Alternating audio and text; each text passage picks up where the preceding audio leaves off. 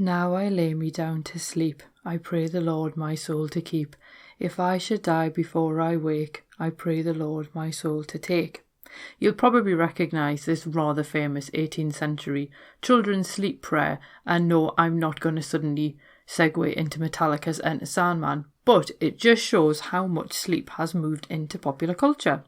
But what weird folklore exists around sleep itself? Find out in this week's episode of Fabulous Folklore.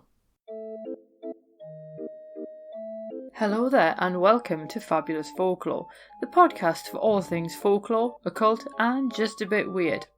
I'm your host Icy Sedgwick, blogger, fantasy author and your guide into these rather mysterious realms. I've got some rare things to show you, so come on in, take a look around, but be careful not to touch anything. These things sometimes bite. Well, hello there and welcome back to Fabulous Folklore with me, your host, Icy Sedgwick. We are in our final episode of August and it is going to be the final episode of our Health and Medicine month. So this week we are looking at sleep folklore because I don't know about you, but I always feel like sleep is the thing where when I can't sleep, it immediately shows me that something is wrong and it's kind of like an early warning indicator that I need to attend to something else. So as it is such an intrinsic part of human functioning, it did seem a good idea to have a look at the folklore of sleep. And let's be honest, it is quite mysterious as well. I mean, does anybody really know what's going on while we're actually asleep?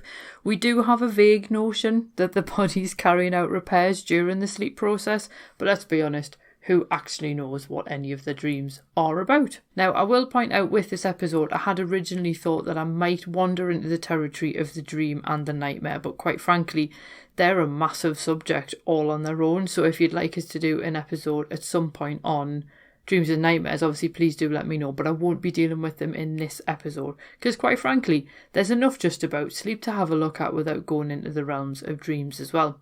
So we are going to have a look at sleep folklore, and that's going to include things like how did people protect themselves during sleep, how did they ensure that they got enough sleep, and even what would they do when they wanted to stop someone else from sleeping. So that is what we're going to get into in this week's episode.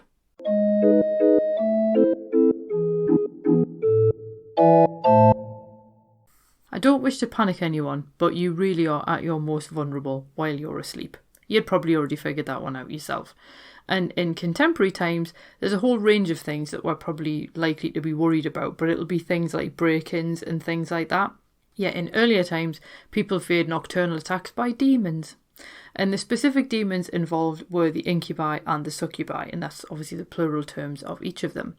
An incubus was a male demon that forced sexual activity with a woman, while a succubus was the female counterpart attacking men. And the symptoms of these sorts of attacks really do sound a lot like sleep paralysis, where the mind wakes up before the body and then it leads to this awful experience in which the sufferer feels they're being crushed or just simply can't move and they've literally been pinned in place. Now, strangely, some medieval medical sources actually dismissed these episodes as demonic attacks. They actually thought that attacks were more likely caused by indigestion or drunkenness, and they almost didn't really want to engage with the idea of them as being demonic at all. They very much went for a physical cause or in some cases as a psychological cause. So we often think of the medieval medicine as being a little bit backwards, but as we discovered with the Elf Shot episode a couple of weeks ago, some of it was actually quite advanced for the time. And I think in this case, they were trying to decide if it was a respiratory disease or some kind of brain issue. And the fact that they were looking for an actual physical cause, I think, is actually quite impressive. Now, to be fair, they're also not necessarily right by thinking it was caused solely by indigestion or drunkenness. But let's be honest, they're in a better ballpark than sex demon. Now, William F. MacLehose relates the story of Stephen of Hoyland, who was a 12th century knight who actually believed he'd been suffering from nightly attacks for 30 years. And he tried all these different remedies, but nothing but praying to Thomas Becket actually worked to overcome the affliction. And this then lends credence to the idea of it being demonic rather than physical. Now, according to Geoffrey of Monmouth's History of the Kings of England, even Merlin was the result of an incubus visit to his mother, although, let's be honest, Geoffrey of Monmouth claimed quite a lot of things that weren't exactly true. But if we're going to ignore the medical opinion that they're not actually real, how would you guard against these creatures if you went with the folklore? Well, there was one belief that iron bracelets would protect you from demons in your sleep, and this in itself reflects the wider belief that iron would ward off evil, and it also explains why parents would hang iron implements above their child's cradle to deter fairies from stealing them. Slightly gentler option is put forward by the late Eric W. Edwards, and he relates a remedy mostly aimed at girls, and it was for girls who didn't want to lose their virtue to an incubus, and they were directed to use herbal concoctions that would include the likes of St. John's wort, vervain and dill. Now the latter two were believed to deter witches, so it believes people thought they might also deter an incubus as well, and given the modern use of St. John's wort as a herbal antidepressant, I do have to wonder if that's kind of actually the more powerful of the three. Incidentally, dill often appears in things like gripe water to help settle stomachs, so it's entirely possible that it could have also had the indigestion element in there as well. I'm not entirely sure how you use the three herbs, that part wasn't covered, but they are the three that are associated with deterring sex demons. But it wasn't just your physical body that you had to worry about while you were sleeping, your soul was also in peril. Many people actually believed that cats would steal a baby's breath while it slept, and a jury in Plymouth even found a cat guilty of infanticide in 1791. Now, there is a belief that cats would steal souls on the behalf of the devil, so given the Renaissance belief that the soul attached to the body at the lips, people perhaps thought that the cat was stealing the soul while the body slept. So you do get some people really panicking about having cats anywhere near cradles and so on. And it wasn't just your baby's soul that was also in peril, it was your own. So you should cover any mirrors in your bedroom before bed, because this would stop your soul then becoming trapped in them while you slept. And obviously, because we are looking at protection here, it's not just what you wear for bed or what you do to your mirrors that can protect you during sleep. And Jacqueline Simpson and Steve Rowd note that you shouldn't sleep with the foot of the bed facing the door, and that's because coffins were carried out of the house feet first, so sleeping in the same direction was thought to be tempting fate. And speaking of beds, you should actually align your bed with the directions that your floorboards go in, because if you put your bed across them, that would stop you from sleeping. So essentially that's basically, you don't want the bed being at 90 degrees to the direction your floorboards go in. And not only did you need protection while you were asleep, you should also be careful where you sleep. Niall McCoytier even notes a Welsh belief that children who fell asleep near henbane would never wake up again. Now, this could be because henbane is actually toxic, but it could also be due to some of its other associations. And John Gerard's Herbal actually points out that there was a belief that if you washed your feet in a decoction of henbane, it could cause sleep, as could smelling the flowers. Wherever possible, try to avoid falling asleep under a hawthorn tree. Thomas the Rhymer did so and ended up working for the Queen of Fairy for 7 years as a result. And hawthorn trees are widely held to be fairy trees, so they then become a liminal space between the worlds. And if you're then asleep underneath one, you sort of leave yourself open to anything that might be crossing back and forward between the two. It also wasn't advisable to fall asleep anywhere outside in Iowa, and people believe that dragonflies might sew together your fingers or toes, and obviously we have covered dragonflies before in an earlier episode. Even sleeping in a bed poses its own problems, because the unwary might get up on the wrong side of the bed, and you'll have heard that phrase before about that essentially meaning that you're in a bad mood, that you got up on the wrong side of the bed. But what does that even mean? Well, some people think that it comes from the old belief that it was bad luck to put your left foot on the floor first when you were getting up. So if you got up on the left-hand side of the bed, then obviously you'd be putting your left foot down first, because that's the leg that you swing out of bed first.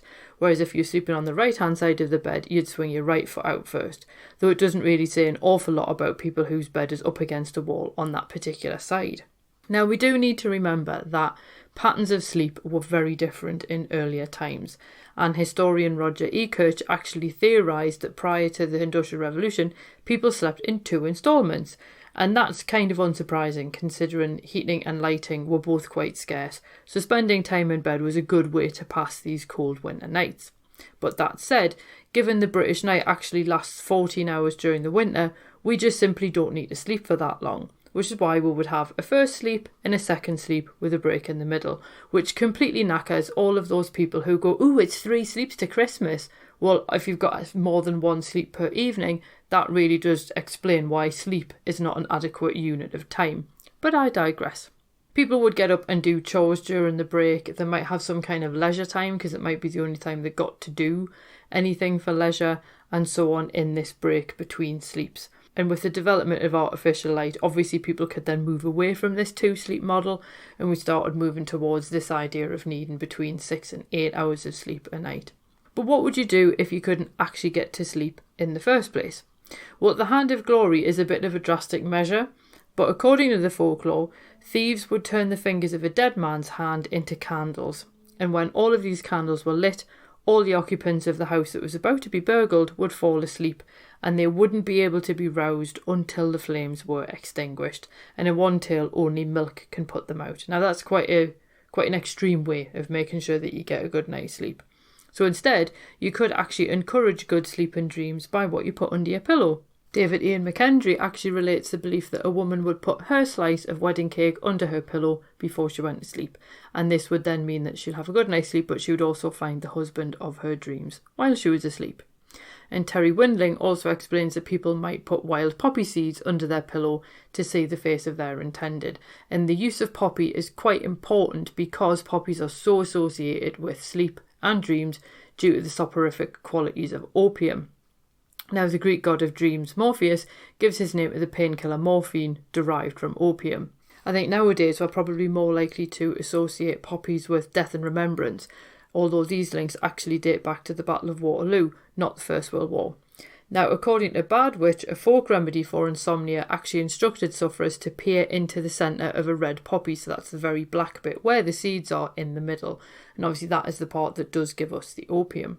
Monica Janssens also offers putting a fork under your pillow or putting garlic in the shoes that you keep near your bed as a cure for insomnia. And obviously if none of this works, you could just simply hope for a visit from the Sandman.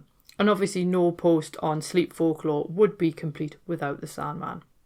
And when you wake up and you feel those hard crumbs of matter around your eyes, this is evidence apparently that the Sandman paid you a visit the night before, and people believe that this was the remains of his sleep sand.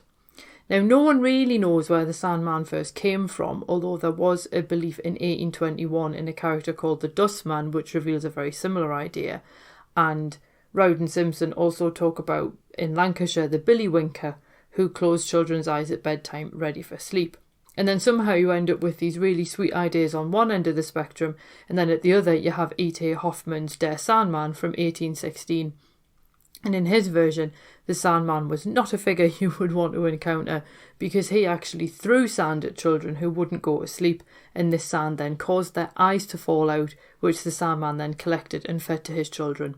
Now, Sigmund Freud discusses the story at length in The Uncanny, and Freud, being Freud, sees the fear of losing your eyes as castration anxiety because it's Freud. Now, I can't help wondering if the fear is actually more likely one of never being able to close your eyes again, i.e. never being able to sleep again. But thankfully Hans Christian Andersen went down a much more positive route, and it's his version that's far more recognisable within sleep folklore. And he wrote his Ole Lukoye, the Dustman tale, in 1841, in which the Sandman actually explains his process. Now, he uses his sand to get the children to sleep, so he can then tell them stories which are otherwise known as dreams. So he carries 2 umbrellas, and one of them has pictures on the inside, and he spreads this one over the children who are well behaved, and then they have the most beautiful dreams all night. But the other umbrella is essentially blank, and he holds that over naughty children so that they sleep heavily and then they haven't dreamed at all during the night. And here the Sandman's essentially operating a little bit more like Santa Claus, where he's rewarding the good children and punishing the bad ones. Although that said, the punishment is simply a withholding of dreams, so it could be worse. And essentially he could be the Hoffman Sandman instead. So I'm kind of like, either way, you're still ensuring that they sleep. But there we go, at least he's a nicer version. But then we're talking about trying to get to sleep. You might have a perfectly good reason for trying to keep someone awake, or you might have a perfectly horrible reason for trying to keep someone awake, and torture is the most likely reason for that. Kathleen Davis actually explains that sleep deprivation causes a whole range of problems, but within the brain it affects the amygdala and the prefrontal cortex, and these handle both emotions and reasoning respectively, so extensive sleep deprivation can lead to psychosis. Now, if you wanted to prevent someone sleeping in ancient Rome and Greece, you might place a figure of a bat under their pillow to do so, and this is possibly due to the bat's links with nocturnal activity. But sleep deprivation is more commonly associated with the witch trials, and it was used to procure confessions from accused witches. So what the accusers would do is they would walk the witches, i.e. they would keep them walking back and forward for hours on end so that they couldn't sleep. So obviously if they're suffering from exhaustion, stress and sleep deprivation, then they were far more likely to blindly accept any accusations that were made of them. And this is why we do have to be quite sceptical about the so-called confessions that they did actually make during the period. Incidentally, Rita Voltmer also notes that some captors actually use sleep deprivation to stop familiars from reaching the witches, which is a bit of a weird tactic because sometimes they would use the apparition of familiars as evidence against them during a trial. So it's odd that they would be trying to separate the witches from their familiars when actually that would strengthen the case. But let's be honest, if you've been kept up without sleep for long enough, you might start seeing your pet, which would be your sole source of comfort in a hellish jail cell. So what do we ultimately make of all of this sleep folklore? Well, the only real common thread among all of this is the idea that sleep is important. And obviously the traditions and the superstitions do vary across the world. I have obviously tried to focus on the Northern European ones here, but there are similar ones that you can find in Japan, in Africa, all sorts of places. And they all have slight differences, as in like the direction that you have to sleep in and so on. But the fundamental point is the same. It's trying not to invite death by sleeping in a particular direction. It's trying to protect your soul while you're asleep, and it's also trying to both battle demons and actually cure insomnia as well. And then the withholding of sleep becomes an aspect of psychological torture used to achieve nefarious ends. So the fact that there is so much commonality between sleep folklore essentially just, in my mind, underlines how important a good night's sleep actually is. So that was this week's episode. I hope you enjoyed it. And next week we are going to be moving on to mythological creatures, because I did promise that a little while ago. And we are going to be starting off with griffins, which incidentally are my absolute favourite mythological monster. I think we're also going to have a look at unicorns and dragons, and I haven't quite decided on the final one. But if you do have a particular request, it may be the chimera, because I feel like that doesn't get enough love, but please do let me know, because we could end up doing the Hydra or something instead. But as ever, let me know what you'd like to hear more about, and I'll see if I can fit it in. Obviously I can't guarantee it. And as ever, if you appreciate the show and you enjoy what I'm putting out, please do feel free to support the show if you can.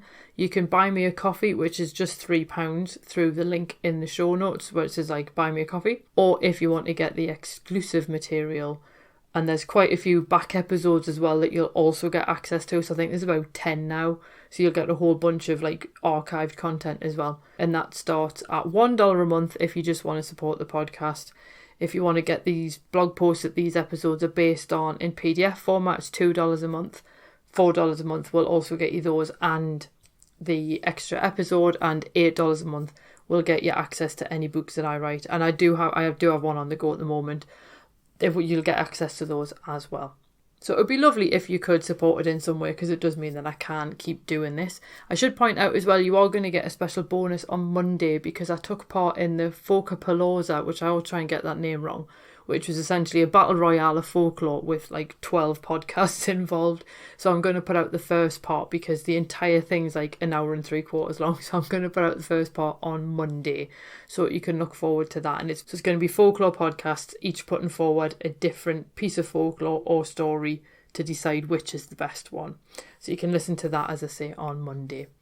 In the meantime, have a fabulous weekend, and I will see you soon. Cheerio. Thank you for listening to this week's episode. I hope that you enjoyed it. If you did, feel free to subscribe using whichever podcast app it is that you prefer. If you do use iTunes, if you could leave me a review, that would be fab. Basically, it just means iTunes are more likely to recommend this to other people. And if you're interested in more folklore, please feel free to swing by my blog, which is www.icsedgwick.com, and that's Sedgwick spelled Sedgwick. And you can find all of the links, images, and other bits and pieces that hopefully you enjoy. So have an absolutely fab week ahead, and I'll see you soon. Cheerio.